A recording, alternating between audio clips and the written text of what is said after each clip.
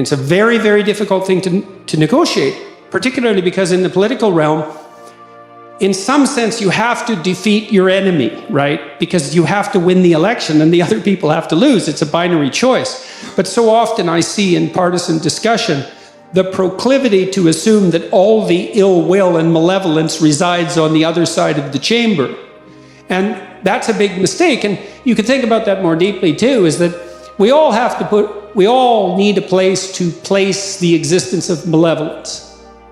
Right? Because malevolence clearly exists, and we all suffer from the weight of malevolent history, right? Because even the grounds we walk on here, which this is a remarkable and wonderful place, I mean, English soil is soaked with blood, just like the soil of every place in the world. That's part of the human heritage, and all of us bear the marks of that conflict in some sense in our souls, partly because of the possibility for us to engage in that, but also partly because part of the reason we're here in all this privilege is because of all that catastrophe.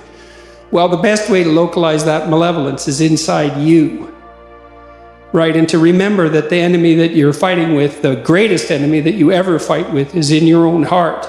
And that'll also stop you from confusing that true source of malevolence, let's say, with your mere political enemies. And that isn't to say that you won't encounter malevolent behavior, although most of it in the political sphere, as it is everywhere, most of it is more ignorance than malevolence, although willful blindness certainly plays a large role.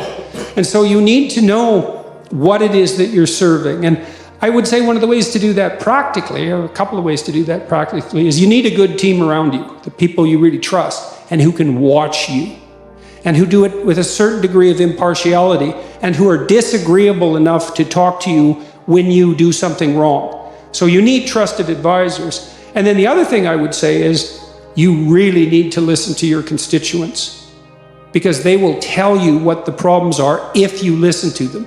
And if you really listen to them, well, then you'll have your feet on the ground, which is where they should be, and you'll know what the problems are, and you will win elections.